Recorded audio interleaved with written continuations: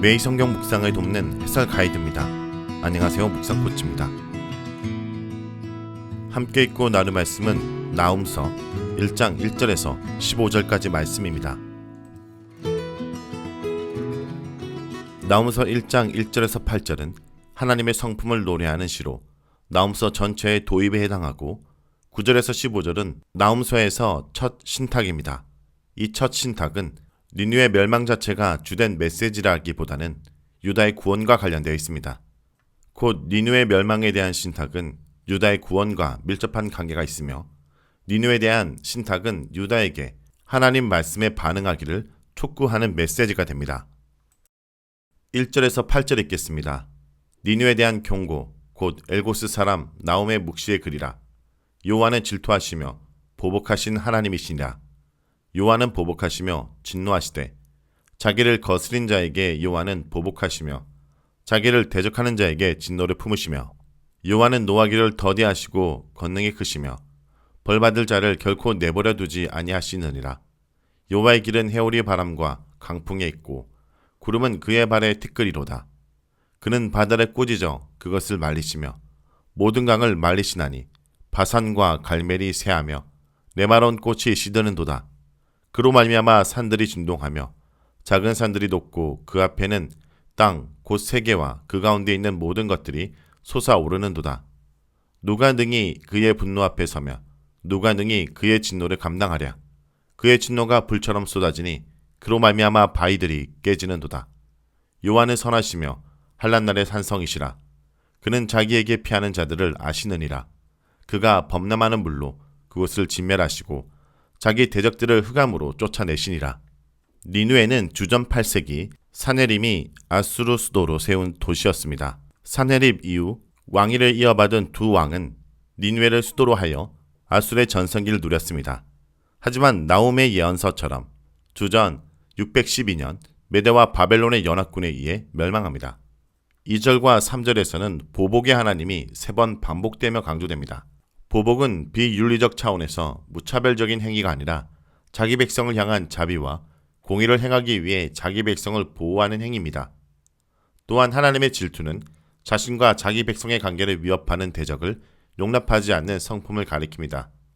하나님은 질투하는 하나님이시기에 언약에 충실한 자신의 언약 백성을 위협하는 대적에게 보복하는 하나님이 되십니다. 진노의 하나님 역시 질투와 보복의 하나님과 밀접하게 연결됩니다.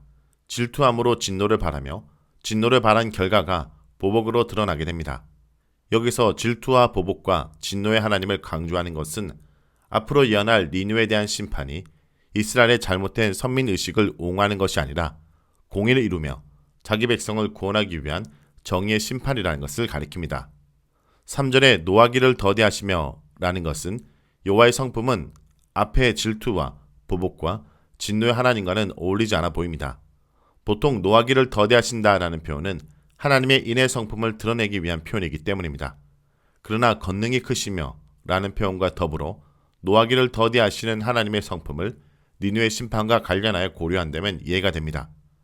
아마도 나홈이 니느웨에 대한 심판의 메시지를 전할 때에는 아직 아수르가 건재할 때였을 것이며 여전히 유다는 위태로운 상황이었을 것입니다. 유다는 디글랏 빌레스의 3세 이후 오랫동안 아수르의 영향 아래 있었습니다. 유다는 아수르에 의한 북이스라엘 멸망을 보았고 히스기야 왕 당시 사네립 군대의 공격을 받았으며 오랫동안 아수르의 조공을 바치지 않을 수 없는 관계였습니다. 그런 상황에서 당시 고대 근동의 지배적인 사상에 따르면 이렇게 한 나라가 다른 나라에게 굴복한다는 것은 정복당하는 나라의 신이 정복한 나라의 신보다 힘이 없다라는 것을 의미합니다. 그렇다면 여호와 하나님이 힘이 없어서 아수르의 지배를 받는 것인가 라는 의문이 들지 않을 수 없습니다. 이럴 때 아수르의 멸망을 선포하는 메시지를 전하기에 앞서 하나님께서 어떤 분이신가를 강조하는 것은 이것을 읽는 자들에게 의미심장하게 들릴 것입니다. 주권적으로 역사하시는 하나님께 세상의 흥망성쇠가 좌우된다는 것입니다. 하나님께서는 힘이 없어서 아수르의 지배를 받도록 한 것이 아니라 아수르를 향한 진노를 참았다라는 것입니다. 노하기를 더디하시며 참았으나 이제 하나님께서 아수르를 멸망시킴으로써 여호와는 자기 백성을 보호하는 질투와 보복의 하나님을 보일 것입니다. 즉 이와 같은 하나님이시므로 니느웨의 멸망을 선포하시는 것입니다. 2절과 3절에서 소개된 하나님께서 이제 니느웨를 멸망시키기 위해 임재하시는 하나님으로 등장합니다. 보통 하나님의 임재하심은 해오리 바람과 강풍과 같이 천재지변의 요소가 가미된 배경에서 소개됩니다. 시내산에서 하나님께서 이스라엘과 언약을 맺기 위해 등장하시는 장면도 이런 요소를 포함하여 묘사됩니다.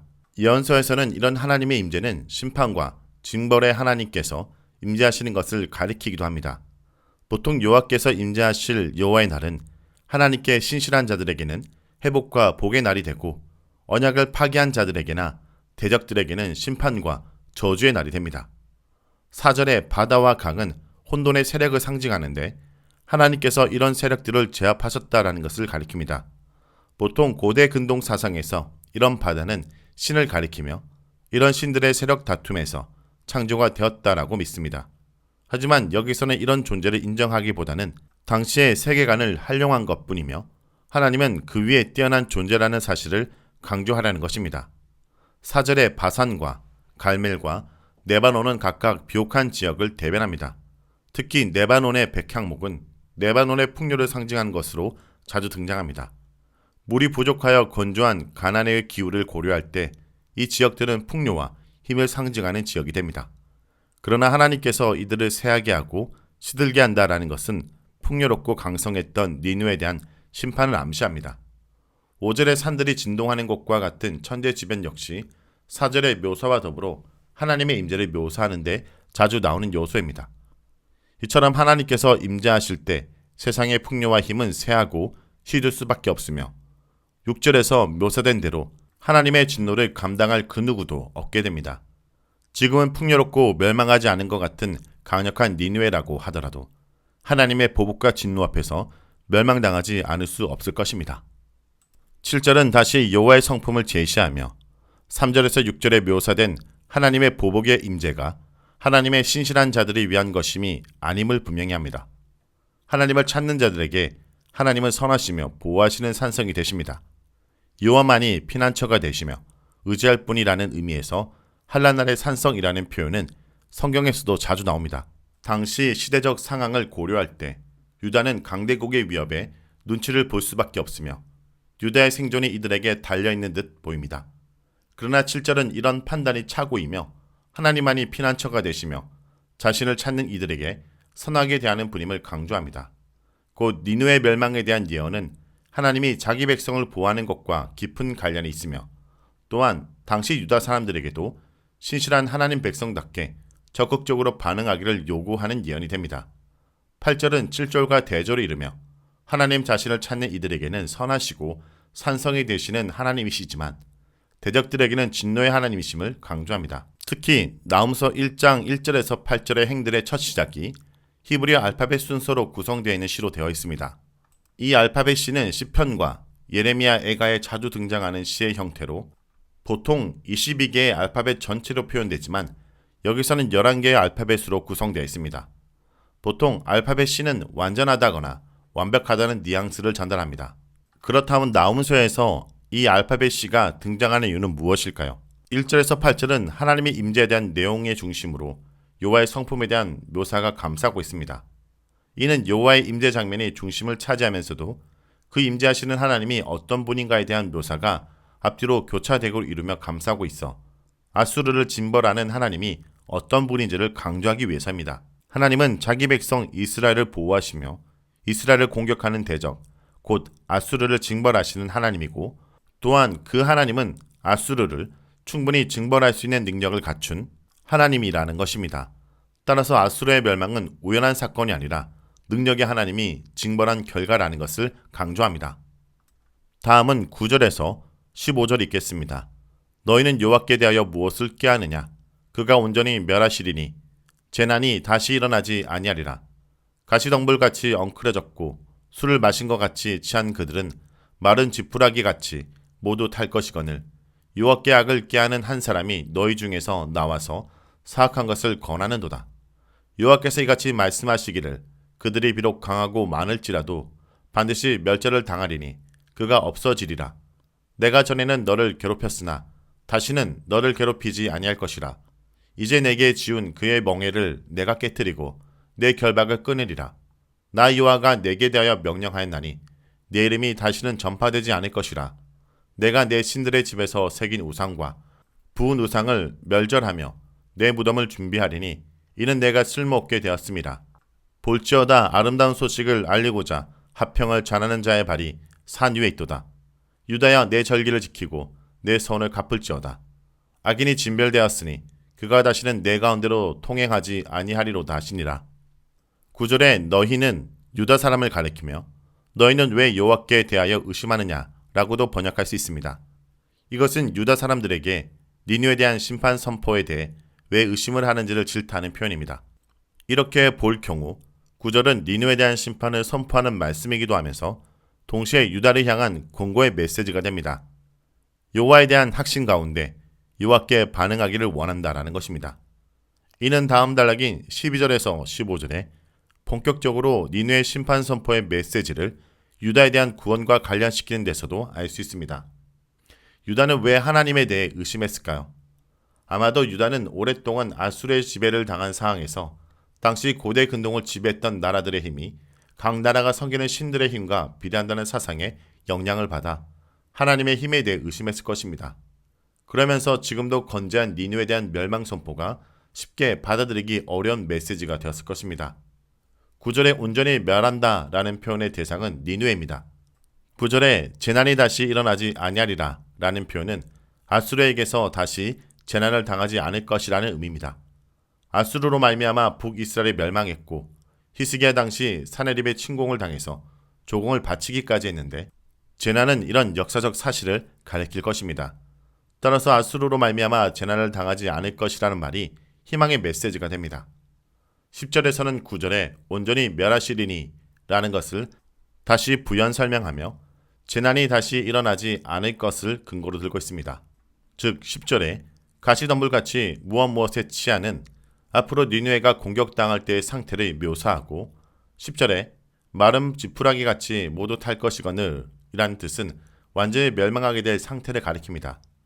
가시덤불같이 엉클어졌고 에서 엉클어졌다라는 것은 니느웨가 당할 재난의 혼란스러움을 가리키거나 재기불능의 상태를 가리켜 니느웨가 공격을 당하면서도 대응하지 못하는 상태를 가리킬 것입니다. 술을 마신 것 같이 취한이라는 표현 역시 비슷하게 공격을 당할 때 제대로 대응하지 못할 상태를 가리킵니다. 이 두 가지 표현은 따라서 니느웨가 공격을 받을 때 제대로 대응하지 못하는 상태가 되어 철저하게 멸망할 것을 의미합니다.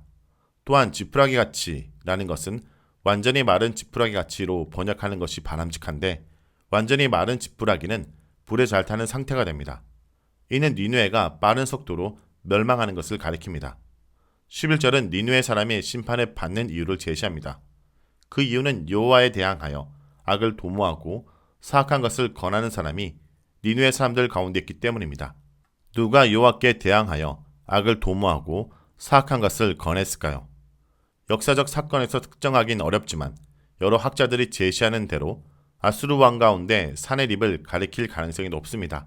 사네립을 대변하는 랍사게는 히스기야 당시 예루살렘을 위협하는 심리전으로 하나님을 비방한 일이 있었습니다.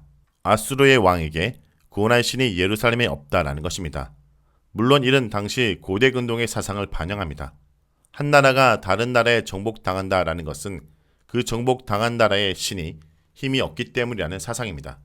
이 사건이 본문의 정황과 잘 들어맞기는 하지만 하나님께서 아수르를 심판하는 원인이 이 사건 때문이라고만 한정하기는 어렵습니다. 이 사건은 아수르가 여호와에 대해 보이는 대표적 사건이 될 수 있습니다. 너라는 단어는 문맥상으로 3장 18절에 아수르의 왕이 가능성이 있지만 여기서는 의도적으로 그 대상을 구체적으로 표현하지 않을 수 있습니다. 성경에서는 대상을 구체화하지 않음으로써 적용의 대상이나 적용 시기를 확대하려는 경우가 있습니다. 곧 하나님께 대항하여 악을 도모하는 모든 자에게 멸망을 선포하려 하며 여기서는 유다 사람들도 예외는 아닐 것입니다. 1차적으로 니느웨 사람들을 향한 심판의 메시지이지만 또한 니느웨와 동일한 악을 행하는 유다 사람들에게도 권고의 메시지가 될 수 있을 것입니다. 이 단락의 전반적 주제가 유다에 대한 구원에 초점을 둔 신탁이지만 14절의 니느웨에 대한 심판의 신탁이 갑자기 끼어들었다는 점에서 논란이 됩니다. 그러나 다음에 이어질 2장 1절에서 4절의 단락에서도 니느웨 멸망 선포의 신탁이면서도 2절에서 이스라엘의 회복에 대한 신탁이 끼어들어간 형태가 나옵니다. 아마도 선지자 나훔은 2장 1절에서 4절에 니느웨 멸망을 유다의 회복과 대조하여 부각시키려는 의도를 하였고 1장 12절에서 15절에서는 유다의 구원을 니느웨 심판과 대조하여 부각시키려는 의도를 하였을 것입니다. 니느웨 심판은 당연히 유다의 구원 소식이 될 것이기 때문입니다. 12절에서 여호와께서 이같이 말씀하시기를 이라는 것은 여호와께서 친히 말씀하시는 메시지를 전하는 공식을 사용하여 이어질 메시지가 여호와의 직접적인 말씀임을 강조하며 1인칭으로 말씀하고 있습니다. 이는 니느웨 멸망에 대한 메시지가 단순히 선지자 나훔의 말이 아니라 여호와의 말씀이라는 것을 강조하여 유다 사람들에게 확신을 줄 뿐 아니라 여호와께 신실하게 반응할 것을 강력하게 촉구하려는 의도일 것입니다. 12절에 니느웨 멸망에 대한 약속이 전해지는 배경을 이해할 필요가 있습니다. 그들이 비록 강하고 많을지라도 라는 표현 역시 니느웨 현재의 상황이 멸망과는 거리가 멀다라는 것을 보여줍니다. 니느웨가 아직 건재한 상황에서, 즉 니느웨 멸망은 상상도 할 수 없는 상황에서 이 예언의 말씀은 여호와를 신뢰하지 않고서는 받아들일 수 없는 메시지가 된다는 것을 명심할 필요가 있습니다. 그런데도 하나님을 신뢰하고 하나님의 부르심에 반응하는 것이 바로 믿음일 것입니다. 13절의 멍에에 대한 말씀은 12절의 맥락과 같이 합니다. 멍에는 아수르로부터의 구원을 의미할 것입니다. 14절은 앞에서도 지적했듯이 잠시 니느웨를 대상으로 한 메시지로 바뀝니다. 명령하였나니 라는 표현은 니느웨 멸망에 대한 말씀이 하나님의 명령이며 확고하게 성취될 예언이라는 사실을 상기시킵니다. 내 이름이 다시는 전파되지 않을 것이라는 것은 아수르의 왕의 대가 끊어질 것을 가리킵니다. 그리고 내 무덤은 왕 자신들까지 포함합니다. 아수르의 멸망뿐 아니라 왕들의 완전한 소멸까지 의도했습니다. 또한 소멸의 대상은 아수르의 신들에게까지 확대됩니다.